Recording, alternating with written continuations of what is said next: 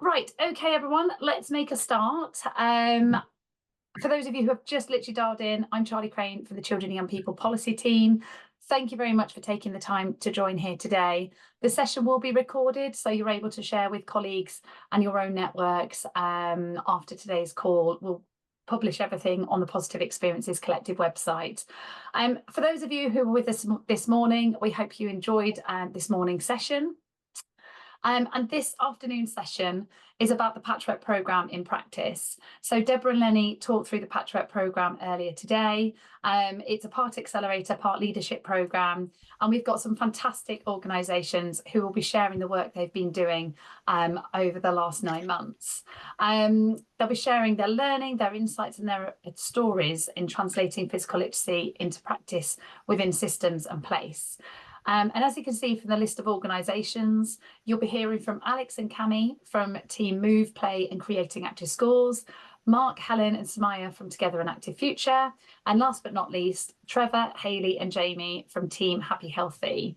You'll hear from each team for sort of 6 to 7 minutes. If you have any questions or reflections or comments, please do use the chat box to share these, and we will make time at the end to respond to these questions. If you can just put, if you'd like it directed at any specific team, please do pop that in the chat box. I think it's important to say that it's not going to do huge amounts of justice for the amazing work these teams have done in just 6 or 7 minutes, but the purpose of this afternoon is to plant the initial seeds of their work. And the team's all happy to have follow-up conversations should you wish to find out more. So think of this as more of a starter of 10 for the different work that's happening across the way. So let's kick off with Alex and Cami from Team Move, Play and Creating Active Schools. So over to you, Alex and Cami. Thank you very much, Charlie. Yes, welcome everybody. Lovely to be talking to you today. My name is Alex Ogden. I'm the Education Development Manager at the Yorkshire Sport Foundation, who are part of the Active Partnership National Network. I also have a second role at the moment as the Creating Active Schools National Partnerships Lead, as Creating Active Schools is a programme that has scaled up nationally to 15 localities. So I also have a dual role there. So I very much kind of cut across 2 of those logos you can see in the bottom right corner. I'll give Cami an opportunity to introduce himself. Yeah, I'm Cami Sadiq. I'm one of the former community engagement managers for Jump. I'm now the head of delivery for Active Bradford. And essentially we are the Bradford local delivery pilot, which now becomes the Place Partnership. Fab. So you'll hear from us both across this kind of 7 minutes or so presentation, but essentially the reason why we're kind of in the system, you'll see that the work kind of cuts across and into education, but we're absolutely here within the Systems and Place group because this work has been embedded within a work stream that forms part of a whole systems approach to physical activity that has engaged families and children and young people in Bradford. So and that work stream is Creating Active Schools. Therefore, we hope it's really relevant for those of you on the call who are or will be supporting similar approaches in your place.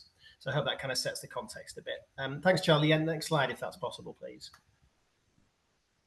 And I'll hand over to Cami. Thank you. So it's really important that we recognise who we've got on the call, and I don't want to be teaching anyone how to suck eggs. So we know that everyone thinks that it's important to have positive experiences and physical activity in our children and young people, but we want to set a bit of context as to our place in Bradford. We have a population of about 500,000 people. A third of them are under 20 and a quarter of them are under 16. So children and young people's health is very important to us. It's key in our place as well. If you can see on the right hand side that graphic from Manningham to Wharfdale, which is a distance of 10 miles, there is a reduction of 10 years of life expectancy in these areas. So health inequalities are very high on our agenda. Some of the key factors in our areas and some of the nuances of our neighbourhoods is that we have a high population of South Asian children, and we found that children and young people, especially girls from South Asian backgrounds, are doing a lot less physical activity than their white counterparts. So that's one of the key kind of components of our work. If you can just go on to the next slide, please, Charlie. So we work within a system, hence why we're in this systems call at the moment. It's a complex system, it's a big system. As you can see, we have 4 or 5 different themes, and across them themes we have around 16 work streams, and them work streams cut across various organizations, community groups, and kind of different kind of sectors, all the way from the individual up to strategic partnerships. Now, because it's a complex system, it poses a lot of challenges, and you can see within that we have schools, we have faith settings, we have community groups, but these challenges also come with some opportunities, which Alex can tell you more about. Thanks, Charlie. Yeah, next slide, please. So yeah, we kind of focus in on the opportunity quite quickly. Cammie's very quickly kind of set the scene there in terms of the JUMP project and the whole systems approach to physical activity. But we wanted to deliver this project kind of within the framework of a whole school physical activity, and really focus in on how we build the COM-B, build the capability and opportunity and motivation of children and young people in relation to physical literacy. So creating active schools is a work stream within the JUMP LDP work, and there was just a perfect opportunity to integrate this project into that specific work stream, because that work stream itself was already engaging and working really intensively with 50 plus schools in Bradford on how to adopt a whole school approach to physical activity and embed it as part of the culture and ethos. So we wanted to really leverage this network and utilize this engagement, but then with a particular focus on pupil voice and physical literacy. So in terms of what that looked like in practice, we targeted 3 inner city Bradford schools that are already adopting a whole school approach to physical activity. These schools had a high percentage of underrepresented children and young people. So we really wanted to build on their already great work and on that philosophy of a whole school approach. So met very quickly and early with the senior leaders of all of those 3 schools to obviously share the purpose and what we want to achieve through the project. And that onboarding was to be honest, fairly easy, because they're already engaged in this whole systems approach, if you like. So through consultations, and then we decided kind of what we wanted the project to kind of look like. And that really on the ground consisted of a series of workshops going into the schools, myself, Cammie and Ian, to work with groups of 6 or 7 children in Key Stage 2. So this was kind of children between the ages of 7 and 11. The teacher was present as well during these 1-hour workshops. And initially we had resources out such as flip chart paper, pens for recording things. We instigated little group discussions with kind of questions and prompts for the children to discuss, which really supported them to reflect on their relationship with physical activity. And we made sure those prompts really aligned with the physical literacy statement as we know it. This was intertwined with kind of short bursts of physical activity, energizers to kind of keep the energy up and also support the education of the children around the benefits of physical activity. However, all of that delivery and the mechanisms and the methodology, if you like, and the activities was really refined over time. The more and more we did this workshop and got feedback from teachers and children, and we obviously refined it to look something a bit different, which we'll come on to in a minute. Thanks, Charlie. Next slide, please. So in terms of the insights, the discussions really wanted to draw out and focus on children and young people's experiences of physical literacy to date.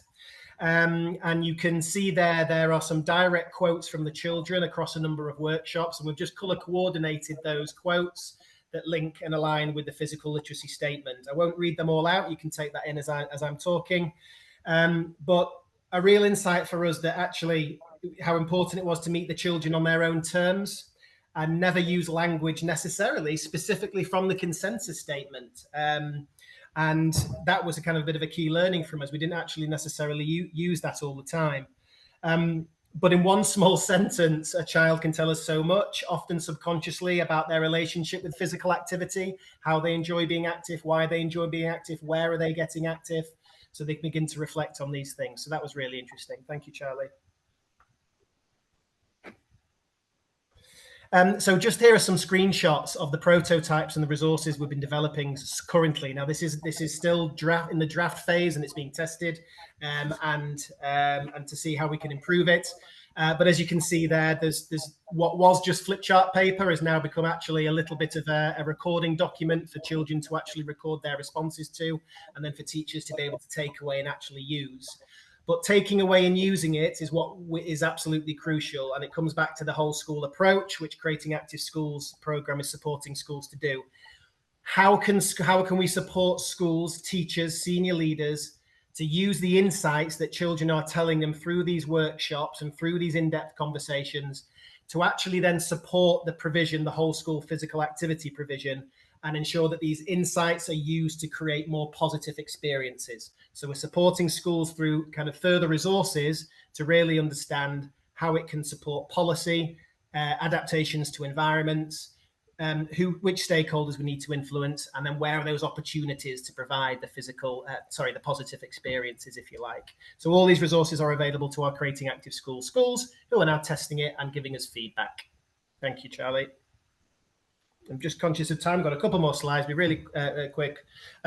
So in terms of like where we are now, we are building that prototype. We continue to refine it, as I've said, into a booklet and a teacher guide that can be picked up by schools and used and tested to have those conversations with children. But then also thinking about that bigger picture in whole school physical activity. We're developing a case study from one particular school that we worked with. And then also looking for recommendations for phase 2, because as we know, this is a journey and we're only at phase 1 and we certainly haven't got all the answers yet. What we learned along the way, pupil voice needs to be ongoing and not a one-off. We naively thought that actually we'll be able to kind of get all the information we might be able need from potentially one session. But actually we recognize this is something that, that schools may need to revisit with those groups of children time and time again. Because obviously situations can change, context, living around the influences on children around physical activity can change. So we want to obviously recognize that by continuing to speak to them. And we all know less than we think we do. And we really learn to be curious and to spark curiosity and kind of have less judgment around what we think children know and what they're going to tell us. So being curious was absolutely key. Thank you, Charlie. And Cammie's just going to finish off now with a couple of kind of calls to action, if you like. Yeah, I think less calls to action, more kind of takeaways from this process and the work that we've done over the last 6 years. You might well know the African proverb that it takes a village to raise a child, and we've got a less catchy version, which is it takes a place to raise a physically literate child. That photo there just really sums it up. We've got partners from Sport England all the way through to local authority. We've even got a government minister there, actually, as well as a voice of children and young people, their families, parents, and people that live within their households. And we know that it's all about systems working together. We've had some leverage, and thanks to the resource provided by Sport England, we've been able to do that. But it's massively important that we continue to work with the whole system. We've got some strategic partners now sat around our table with a physical activity strategy in Bradford, and we're really moving things at speed. And the last slide is just to reiterate what Alex has said earlier, actually, around kind of child voice and it being a consistent thing, and it's not just a one-off. And we've all seen the video around the movement videos and stuff, and I think for us it's about having many moments over many times. It's not just about one positive experience or one negative experience, and I think that's our key takeaway, is that you just have to be consistent with things. Thank you very much, Charlie. Sorry we've gone over time there, but we'll pop our emails in the chat if anybody wants to connect after today to explore or ask more questions. Perfect. Thanks very much, Alex, Cammie, and obviously Ian sends his apologies, but it's been great to work with you all. And I think embedding the work into the Creating Active Schools framework, which we know is over half of the country through the Active Partnership Network. It means this is going to be a really sustainable approach, which is fantastic. So thank you. Moving then on to Mark, Samaya and Helen for Together an Active Future. Over to you. Thanks, Charlie. So I don't know if people can see, but there's two spooky people sat next to me, keep drifting in and out of there we go, in and out of the screen. So yeah, so I'm Mark from Together an Active Future, and my colleagues who you see and don't see are Samaya and Helen. And we have this children and young people team for Together an Active Future. And we've got two main pieces of work, or two main work streams, which Samaya and Helen lead on, which are the Active Schools work, which is supporting whole school approaches and leadership development within school settings. At the minute, it's mainly primary school settings. And Active Madrasas, which is a very similar approach. It's about working with principals and teachers from madrasas, which are those places of education, generally in the evening for young Muslim children to learn around Islam, and it is very much around developing people within those settings to take the skills and knowledge and understanding to their colleagues, their peers, and to their children to make more opportunities available to be active, really. So they're the two work streams that this fits under, and this part of this positive experience is collective, and the story that we've been on has helped us come up with this approach that we've been using, which we've called, or Helen's called, small changes and big smiles. So if you could just go on to the next slide, Charlie. So when we talk about small changes and big smiles, so again, it just boils down to what our belief is within us as a team, and that our belief is just we want children to have fun, we want them to build friendships, and we want them to enjoy being active. And knowing that working with schools, with head teachers, with people from SLT and principals, we know that that's not always their primary or initial goal.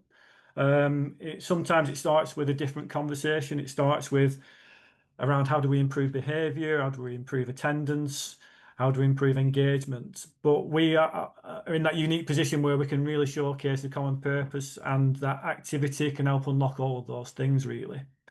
So our approach is around developing people within the system.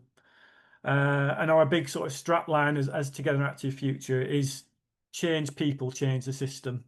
Meaning that if we can change the decisions, not changing the people, literally throwing them out and bringing other people in, but if we can change the decisions that people make to have a more positive impact on sport and physical activity, that's going to change the system ultimately. So that's what our approach is with the work we do with Together an Active Future and the children and people work, and we've tried to embed the physical literacy sort of ethos and approaches within that, which we'll go into. But just as a quick one, Helen will just tell you a nice little story around one of the images on this slide for you, just to bring it to life and context a little bit. Hi everyone. So as Mark said, we very much are looking at how do we spark leaders to think a little bit differently by potentially just posing some different questions to them, and also getting them to really utilize pupil voice to lead some of that design work.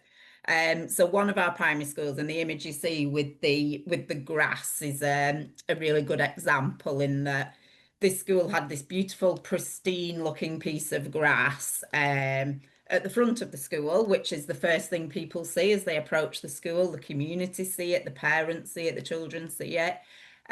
But what they actually realised was, through speaking to the children thought it was a real waste of resource. Like, we've got this beautiful physical environment, but we can't do anything with it. What's the point of it? And that's what the feedback from the children was saying. And so I suppose a bit of brave leadership coming into it, just by posing that, saying, your children really want to use that green space, but stop being so precious about it looking pretty. So what is it the children wanted to do with it? We want to roll down it, we want to slide down it, we just want to sit on it. So now that piece of grass is very much known as Teletubby Hill. And it is on the entrance to the school, so it is the first thing you see. Now it's got tarpaulin over it. it's often covered and caked in mud, as are the children. But just that one small change that they made about thinking differently about how to utilize their physical environment to benefit children to have fun at playtime has had a really good impact. And now they're now seeing that being reflected in the behavior, improved behavior back in the classroom. Right. And next slide, Charlie, please. So when we talk about, like Helen's just talked about then, we coined this thing of small changes, big smiles through our positive experiences work. And one of the first things that we started talking about is a lot of our work is around leadership development programs and offers for teachers and for principals and volunteers within madrasa settings and schools. And then we started to think about, when we're talking about physical literacy, it felt a bit heavy because it's not their first priority. It's not their sort of specialism. Talk about confidence, motivations, competencies, meaning, all really important, but it felt just like we were a lot to take in with everything else we were looking to share and develop within staff. So we asked ourselves, what if physical literacy just meant that kids having fun while being active? We're going to boil it down to that and really focus on that and how we could use the principles around physical literacy to make that simple and easy to access and understand. And that's where we coined that phrase, small changes, big smiles. And it's just a simple mindset. It says small doable actions that can have a big impact on young people's confidence and connection and enjoyment, really. And if we just go on to the next slide, Charlie, we'll go into a bit more detail on that. So this is the kind of thing that we share as well when we're doing our leadership sort of work and training and the one-to-one conversations. So we've worked, we've put a lot of work into what may look like very little. Marketing campaign. A lot of thinking. Yeah, a lot of thinking. Yeah, it does look very dentistry, by the way. Yeah.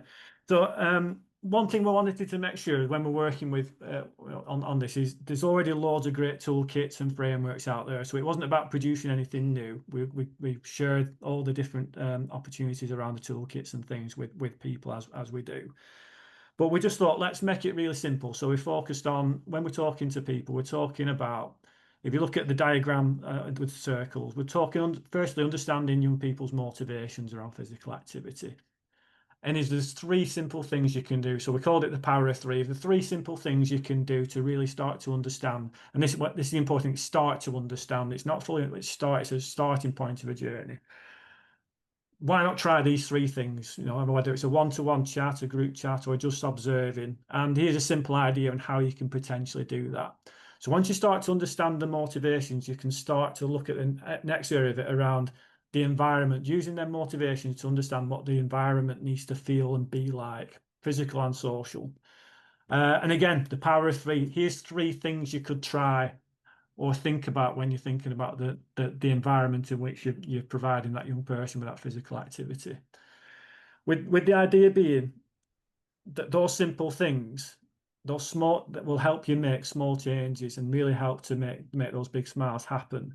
Because what we've come to understand is not one big wow moment in all of this. I think it's been mentioned time and time again. It's hundreds, 200, 300 of little things that are going to make the impact and change happen.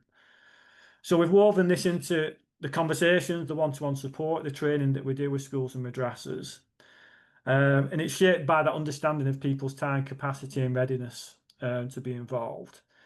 And we really see it's not ticking boxes. This is like a good, honest listening, celebrating what works well, seeing how we can tweak things and do things as well. So it's a really deeply thought, meaningful thing, which is just simple. The beauty of this is simplicity. That's what we're kind of coming across, and that's what's resonating with, and the great feedback we get from people who are able then to take this back to their colleagues and their young people.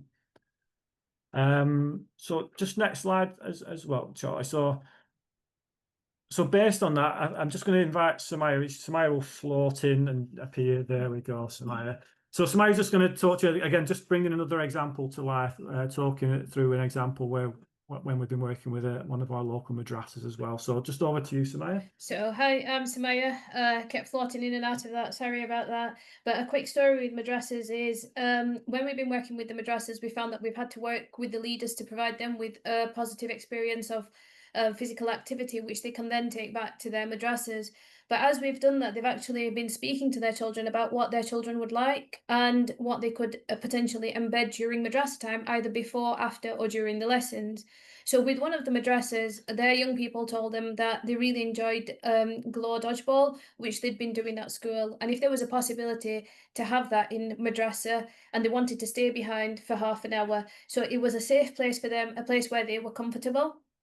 Once they had this conversation with their teachers, the teachers had to make arrangements for madrasa to be open for half an hour longer, and for them to be able to provide them with the equipment and the guidelines to be able to play this sport. What was really interesting, the children were really well versed in this sport. So because it became a part of the teachers having the conversation with the senior leadership team and making those changes, so changing the system, changing the people and behaviours to facilitate for children to have more fun and enjoyment and movement whilst they're in a safe space and listening to the pupil voice, they provided them with all that was required. That was just softballs, cones, and some extra time, and also the space that they required. With that, the children felt like they were heard, they asked, and it was acted upon. So that was providing a positive experience of physical literacy to the children and young people. But additionally, throughout our madrasa work, we're providing positive experiences of physical literacy to the adults who are then thinking about the pupil voice, and it's like having a knock-on effect. So if you think about it in a relay or in a circular motion, we're using the same cycle with the adults that we're using with the children, and it's been really impactful, where children have increased in physical activity with a significant percentage. And just a reminder, 92% of the Muslim population attend madrasa on a daily basis. So they're in school from 9 till 3, but then they're in madrasa like from 5 till 7 or 4:30 till 7 or 8 o'clock. So it's a lot of sedentary time which needed breaking up, and physical activity needs to be introduced. And as we work with madrasas leaders, we've quite successfully achieved the goals that we were looking to achieve and increase physical activity, sport and play during those hours with that community. Thank you very much. Cheers, Samaya. And just finally, the next slide, Charlie, if that's okay. And that just bringing this to a close, really. I mean, it's now embedded in how we sort of work and approach stuff with our schools and madrasas. And again, this just to showcase how it aligns to everything we do as Together and Active Future as well. So Together and Active Future, our main strapline is from nothing to something and something to more. And that's where we kind of, that small changes, big smiles aligns to that as well. So it's something that, again, we're just following within our approach ever since day one, is them small steps to make big things happen. And it's all around the curiosity, caring conversations that we have with people, that's having the biggest impact, because it's them relationships that we're building. Then they know that the things that we're talking about is worthwhile, and then they're going into their own places and trying and doing things. And just going back to that story which Samaya just told us to finally finish off there. I mean, that when we're talking to the lady, they had no idea what dodgeball was, how to play it. They just trusted the kids, spoke to us. We provided some we couldn't apply the Glow stuff, obviously, but we just give them some simple equipment, and the kids just ran with it and played. And the lady teacher, all she had to do was just observe and just reinforce, and just, even just being there, just saying what a great shot, or I think you need to duck a bit faster next time, or something like this. Real simple sort of reinforcement just played a massive impact in the kids' relationship with them as well, really. So yeah, that's our sort of presentation. Hopefully I haven't gone on too long, Charlie, but that's everything from us. Thank you, Mark. Thank you, Helen. Thanks, Samaya.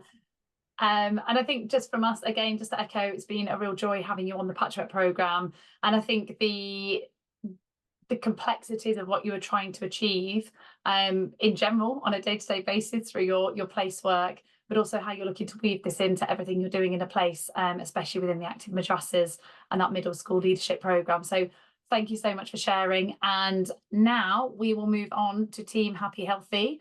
And Jamie, I'm coming to you. Thank you very much. Hello, everyone. Yeah, we're Team Happy Healthy. So our focus is on embedding physical literacy within the new built environment, in particular with focus around utilising youth voices to achieve this. So just next slide, please, Charlie. So we're a three-pronged attack, and we each come from different background and a bit of and a kind of different perspectives. So I'm from a company called Lands Improvement. We're a strategic land promoter and master developer.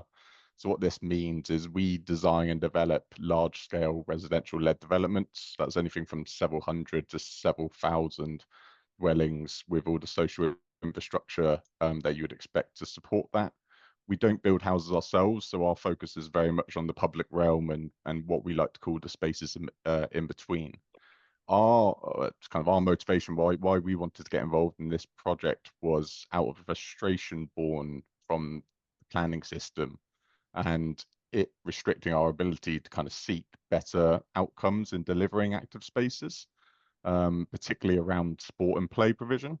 And also in the planning system, how it was failing, where we were seeking to kind of to utilize local voices within our developments to then shape future spaces, and the rigidity of planning system in restricting to do that. I'm joined by Hayley. I'll introduce herself. Hi everyone. Charlie, thank you for keep letting me back into the meeting. I'm having some technical difficulties, so if I disappear again, apologies. My name is Hayley. I am the manager of the engagement and development team in Children's Services at Bedford Borough Council. And my kind of main goal for participating in this project is making sure that young people are having their voices heard in spaces, be that metaphorical or physical spaces that they might typically not be, and jumped at the opportunity for young people to influence the design and the decisions that are made around Jamie's team and his development. And we have Trevor, I think I'm handing the baton to you. Yeah. You are. Hi. Yeah. Trevor Smith. My company, Sportsmith, one of its pieces of work. I should say anecdotally, I felt when we met with Lands Improvement, felt a little bit like the Lone Ranger must have felt when he met Tonto. It was great to find a like mind in the very places that we really felt there could be some influence, and there was an opportunity to make some changes. Excuse me. And I think the statement there hopefully says it all. In my spare time, I'm the vice chair of the International Physical Literacy Association. So all of this is just brilliant. Everything for the last 2 or 3 years, putting this all together, has been fabulous for us. Specifically here, we want, with Jamie's support and with Hayley's support, to try and identify ways in which we can challenge and support the planning and the environmental design systems to embrace physical literacy, to embrace the outcomes. We're very conscious that the planning system sometimes is really quite paint by numbers. It's very tick box, where developers are challenged to put specific items of equipment in specific places for specific numbers of houses. Everything's quite prescriptive. And we feel that doesn't fully represent the physical literacy outcomes. So this project was a great opportunity to do that. I think the next slide, Charlie, talks about what we did, and that's Hayley. Oh, sorry, yeah, I forgot that piece. This is typical. This is a local authorities play criteria. So this tells us, this is what Jamie and his colleagues need to deal with when they're designing the public realm. Laps, leaps and leaps, so different size play areas for different age groups, but that's about the only information they get. We feel that we could do more and better. Hayley. Now it's me. So yeah, next slide, please, Charlie. This is the one with the multiple boxes on as well. So so what did we do? So we engaged directly with children and young people through the networks that my team have built up over our time in Bedford Borough. And our kind of philosophy was going into this was an analogy that we use quite a lot to describe co-production and youth engagement in Bedford, that if you want to find out how comfortable a person's shoes are, you ask the person wearing the shoes, not the person who bought the shoes. So if we want to find out where young people feel safe and comfortable in outdoor spaces, we need to ask children and young people. So we carried out 6 focused groups, 2 in primary schools, 1 in a secondary school, 1 with our youth council, and 2 with a group called Shout. And this is a group of young people that are known to or supported by social care, children's social care. So we really wanted to make sure that we had a representative group, a group that represented Bedford Borough. The activities of each group varied to meet the needs of the children that were there. Sometimes there was drawing, sometimes there was discussion. There was a lot of stickers and post-it notes, as you would expect. But ultimately, what we got from them was that young people enjoy being with people and friends, engaging in unstructured and informal activity outside. So yes, we learnt that a lot of children are involved in kind of sports clubs, but the element of freedom whilst being outside came through. And unicorns, that came up a lot, Trevor, didn't it? We reflected on the changes of attitudes as the children got older. So the brighter coloured fixed play equipment that Trevor reflected on in the previous slide, that ticked a lot of boxes for our younger children. But as the children got older, they were less appealing, less attractive, plus they get told off for hanging around in parks with play equipment. So we talked about the multi-use and multi-need spaces that were needed. Young people aspire to a public realm which appeals to the whole community. So here I feel like we learned that one size definitely doesn't fit all, but all people, all members of the community should be included, and young people were quite clear on that as well. And that purple box at the bottom, I've kind of reflected here that that's about freedom and safety, being closely aligned kind of priorities for children. So to explore, to play, to meet, and just be. And then on the next slide, Charlie, this was thank you, the bigger thing for me is we wanted to challenge the assumption that children and young people can't be involved in topics like this. They shouldn't be, they don't want to be, they're too young, too immature, it's too boring. And I feel like the keenness of the young people to engage in this project showed us that they do care, they do want to say, and if you really think about it, conversations around planning and the physical literacy element of it can be achieved through accessible activities. Thank you, Charlie. Thanks, Charlie. Next one. What we've done here is, obviously you see the image in the background, is tried to apply some of the comments that we saw and heard against the Think, Move, Feel and Connect. So can you do 2 clicks, Charlie, for speed? And these we thought were quite insightful. There was limited, I think it's fair to say,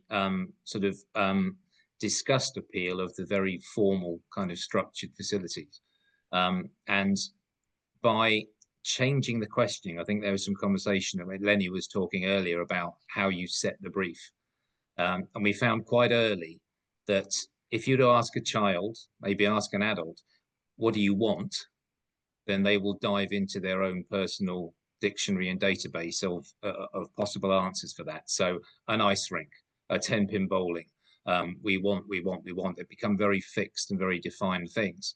When we ask them what it is you want it to make you feel, what do you want to feel at the end of being active, you get some very different, some very interesting answers. And that's very much on some of those comments there on the Think. And the biggest one for me is the bottom one. And this was a little girl, Key Stage 2, I think, who literally wrote, "I want to be brave." And when we pushed her on that, she explained that she wanted the environment, the place that she was in, to give her the confidence to feel that she could do things and that she could do more. So this whole sense of challenge, but the confidence that you get from that. And I thought that was groundbreaking from my perspective. The feel, why were you happy? We asked the children what they were doing, who they were with, why they were happy in a moment, a chosen moment where they felt they were being active and they were happy. And you see, most of those are intrinsic, and that for us, and they're different. And that absolutely reflects on the spaghetti sauce scenario. This is a bunch of people, all of whom have their own personal reasons and their own personal motivations from being active.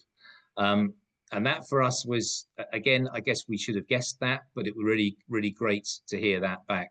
The middle one for me is really interesting when we're thinking about designing a public realm.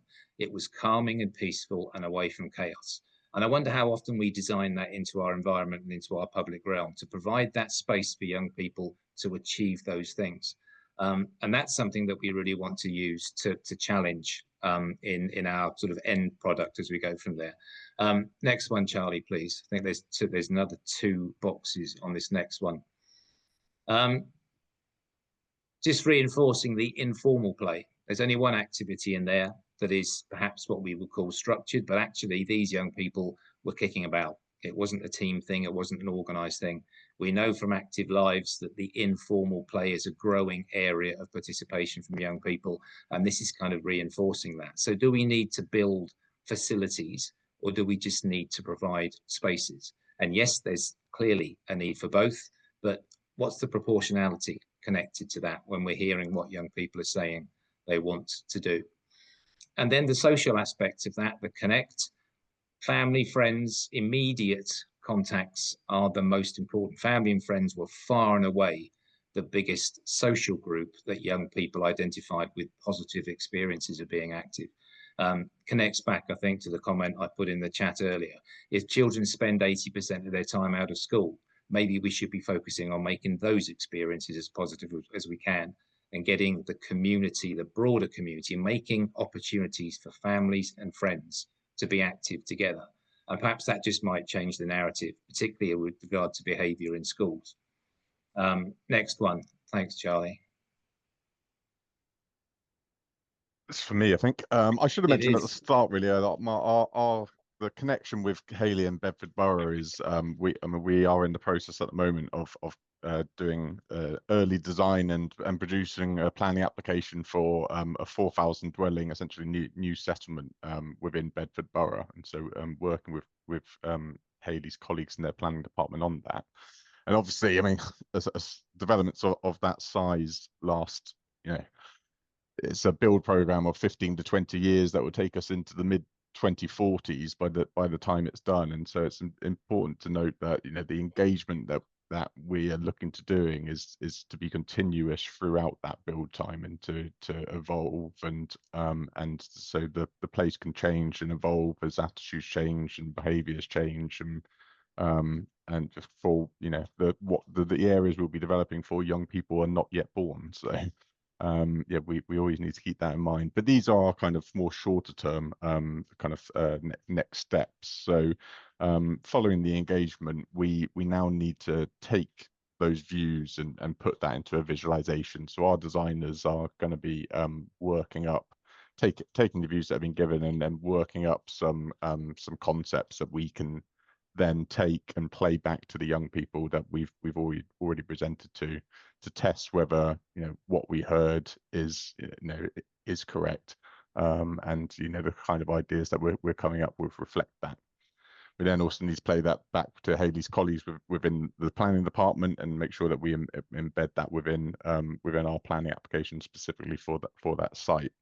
And then wider, we want to create a kind of some guidance that can be used both for ourselves on other developments with Hayley and within Bedford Borough, so they can roll it out on for developments within the wider borough, and even for for other parties, whether the statutory bodies and the like, to take into account and see for changing kind of taking into account about their approaches and their guidance that they issue out. Next, please, Charlie. Worth noting on that last point, as James you mentioned and Hayley, is that there's such a strong endorsement for this piece of work from the Borough Council, particularly with regard to this creation of guidance. It's something they're very keen to see at the end result of this. I hope I'm not speaking out of turn, Hayley. That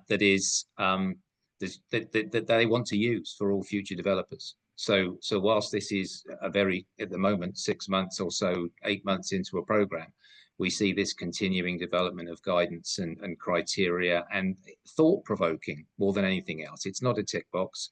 It's more about who you talk to, why do you talk to people, what questions are you asking them, and how are you using that to inform a planning decision. So we want to try and help planners be comfortable saying yes to something that maybe is slightly different to the established framework. Is that fair, Hayley? No, I think it's really fair, and actually I was quite excited that in the previous 2 presentations, like participation and engagement and hearing the voice of children as a a continuous like evolution of activity and not just a one-off event, because we don't want to pat ourselves on the back in a few months' time and say, look at us, we did a really good thing here. We want to make a lasting impact for children, yes, in Bedford, but hopefully roll that out to wider partners. And it's about, sustainability and saying to people, actually, if you want to build in our town, then the expectation that you engage with children and young people is high. But we don't want to just throw that task to you with no support. Here's a guide on how we did it and how you could do it. So sorry, I'm just going to take the first box here. It's probably one of my most favourite things to talk about. It's the United Nations Convention's Rights of the Child. So I'm not going to talk about it for too long, because I could just talk about it until bedtime.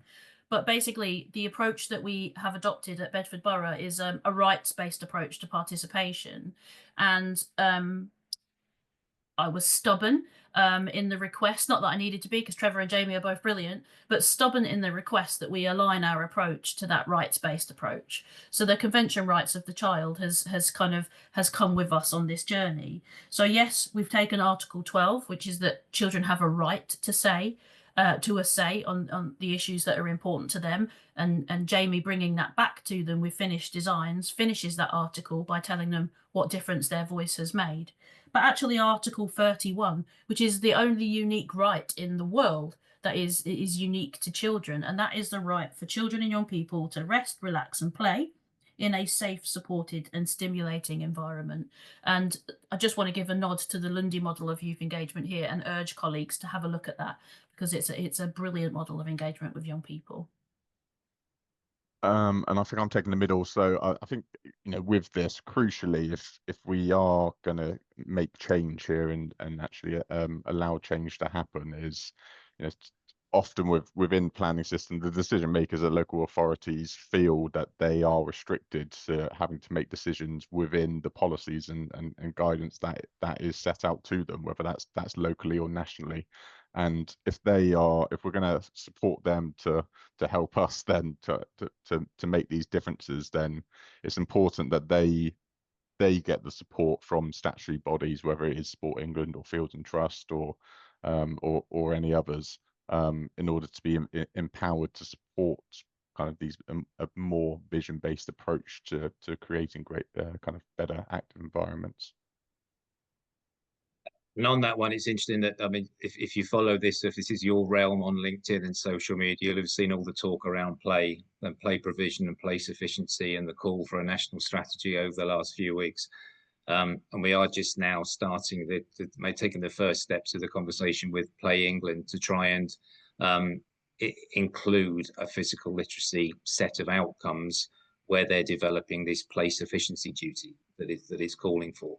And I think that could be really significant, and we'd really welcome similar conversations with similar agencies to think about how we can perhaps influence some of that guidance to drive those things forward and embed physical literacy outcomes into all of that advice and guidance. And I guess connected to that third box is about, for us, finding a way to share this, finding a way to share the mantra and the passion and the evangelism, if you want to call it that, more widely. So we know we've got active partnerships on the conference today. Hopefully we've got other agencies that locally or regionally or nationally might just be able to give us that voice, get us through the door so that we can have these conversations to help people understand that it's okay to take a different approach to planning decisions. And actually it might benefit people in the long run. And I think for me, the standout point at one of our gatherings was when we started thinking about why is anybody in this? And the thing that resonated with me most clearly, which I think speaks very highly for the lands improvement approach, is, as Jamie said, this could be 20 years in the making. So if you're looking for impact, it may not be immediate, yet there's a master developer here and hopefully many, many others that actually will see the benefit of front loading this consultation and design process to give people a place to live that they value and that helps them become active. So for us, we want to share it and be really happy to talk to anybody that feels they might have an opportunity for us to do that. Next slide. Thanks, Charlie. Hey, you better talk about this. I'll talk really quick. Knowing that we were we would go over time. Basically, this is a post-it note that we collected in a training session with a school council, and I asked the young person what they. Sorry, Charlie, that's it. A post-it note. That's it. We asked the children why they wanted to be on the school council, and this child wrote helping little people find their big voices, and that was kind of a message that carried us here, because I think for us it wasn't about giving young people a voice, because we know that they already have a voice, but it was about giving them the right platform to ensure that those voices were heard. It's about us being accountable and proactive. And if you could click for me, Charlie, please, the kind of the call to action or challenge that I had was young people are talking, but are the adults listening? And by adults there, I kind of meant anybody: designers, coaches, decision makers, community groups, politicians, yeah, anybody. And that, I think, is our last slide, Trevor, am I right? Yeah, and I think the last one speaks for itself. So yeah, be delighted to talk to anybody that's interested in what we're doing and see if it fits for you. So thank you, Charlie, and everyone. Wonderful. Thank you so much. And the things that stood out for me are permission to do things differently. The planning system is, with all due respect, can be very is archaic and very bureaucratic. So I think the work of Hayley, Jamie and Trevor to really try and drive some real change in the planning system, embedding children and young people's youth voice at the heart of planning decisions, really excites me. And before the Patchwork programme, I didn't know much about the planning system. So it's been a real joy from my perspective to get closer to this work. So Jeff, it's great you've already connected in the chat there. It's a great bunch of people. Please do reach out. We are going to go into a slightly condensed version. I thought it was really important that you heard enough time from each of those three teams.